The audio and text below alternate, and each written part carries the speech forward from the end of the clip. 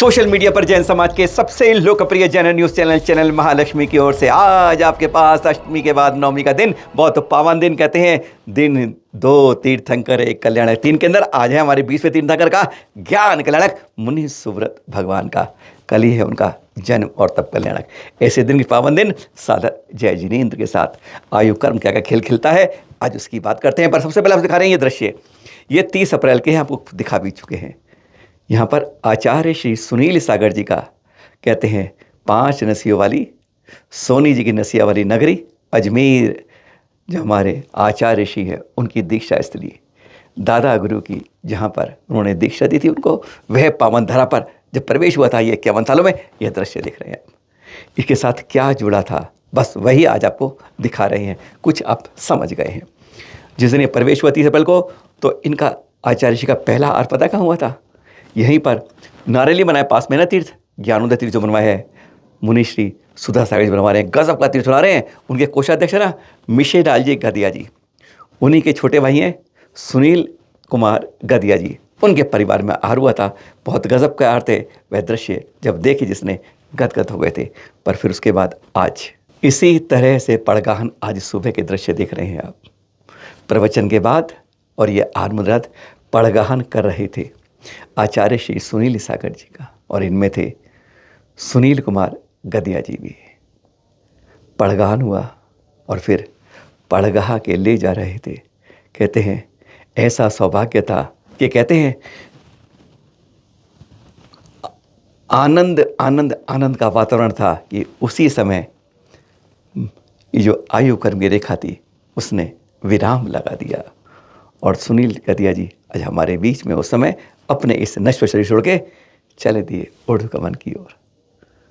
आप कुछ कहेंगे ये असामयिक, या कहेंगे सौभाग्य, कुछ भी कह सकते हैं आप। साधु संत को पड़गाहते हुए और अपना निराहार रहते हुए इस तरीके से जाना सीधा स्पष्ट करता है कि ऊर्ध्वलोक की ओर गमन करता है।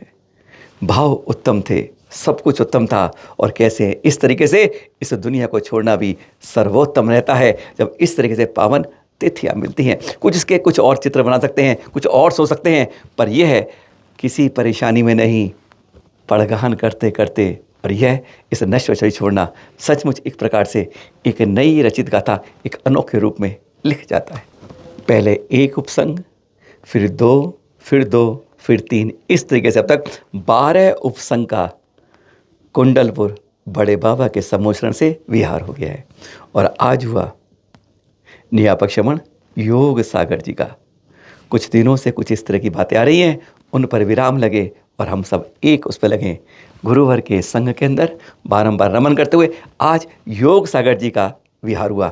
अब तक वो मालूम है कहाँ का विहार हो गया, थोड़ी सी जानकारी वो देते हैं। हो सकता है कुछ आगे पीछे हो जाए, पर जानकारी थोड़ी आपकी के लिए कि अब तक किन किन का विहार हुआ है और कहाँ कहाँ इस समय विराजमान है। हाँ, तो नियापक श्रवण जी योग सागर जी साथ में थे, उनके साथ शुल्लक सुधार सागर जी, चैत्य सागर जी, अपार सागर जी, तन्मय सागर जी, स्वागत सागर जी, आगत सागर जी, स्वस्तिक सागर जी, भास्वत सागर जी, भारत सागर जी, जागृत सागर जी, और सबकी आचर्य वैसे आज सुबह पटेरा में हुई थी। और इस समय नियापक श्रवण सुधा सागर जी बांदकपुर में है। प्रमाण सागर जी चलते चलते देवड़ गौरा पहुंच चुके हैं।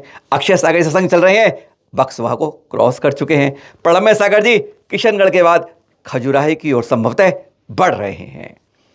मुनिषी अजित सागर सत्संग जो है इस समय शाहपुर से आगे चलने की कोशिश में है, और पूज्य सागर जी महाराज बड़गांव कटनी रोड पर इस समय विराजमान है। विमल सागर जी बांसा मध्य प्रदेश, अभी सारे साधु मध्य प्रदेश की सीमाओं में हैं।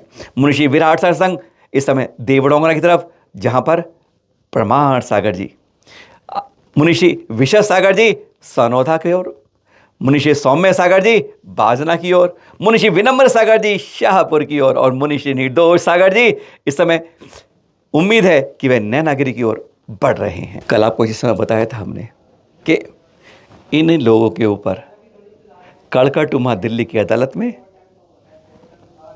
FIR के लिए आवेदन किया था, और हमने कहा था ना कि अदालत ने अपना फैसला सुरक्षित रख लिया है। वैसे कल देर रात को वह अपलोड हो गया, जो आपको दिखा रहे हैं। उसके बाद देखिए अब अदालत ने स्पष्ट कह दिया है जो इस निर्णय में कि क्योंकि लेबन अब्राहम इस समय वर्तमान विधायक हैं झारखंड मुक्ति मोर्चा के। वैसे इस समय बता भी था आपको, वो विरोध में भी चल रहे हैं, निर्दलीय रूप में इस समय चुनाव लड़ रहे हैं संसद में लोकसभा के लिए। खैर निर्णय क्या होगा, पर क्योंकि वर्तमान में वे एमएलए हैं इसलिए बगैर राज्यपाल की अनुमति के इस केस के लिए आगे कार्रवाई नहीं हो सकती। माननीय न्यायालय द्वारा यह स्पष्ट आदेश देकर उस आवेदन को डिसमिस कर दिया गया कि पहले आपको गवर्नर जी से अनुमति लाइए, क्योंकि अगर आपने एक के अलावा बाकी सारे पूर्व के हैं, लेकिन आपने एक इसमें जोड़ लिया है। ये जो हमें विशेषज्ञ वकील उन्होंने बताया कि कानून स्पष्ट कहता है अगर कोई वर्तमान में विधायक सांसद है तो उसके लिए वहाँ के राज्य के जो भी प्रमुख हैं, राज्यपाल हों, दिल्ली से उपराज्यपाल हों, उनसे लिखित अनुमति आवश्यक है उन पर कोई भी विवाद या केस अदालत में लाने के लिए। इसलिए यह अपील डिसमिस हो गई है।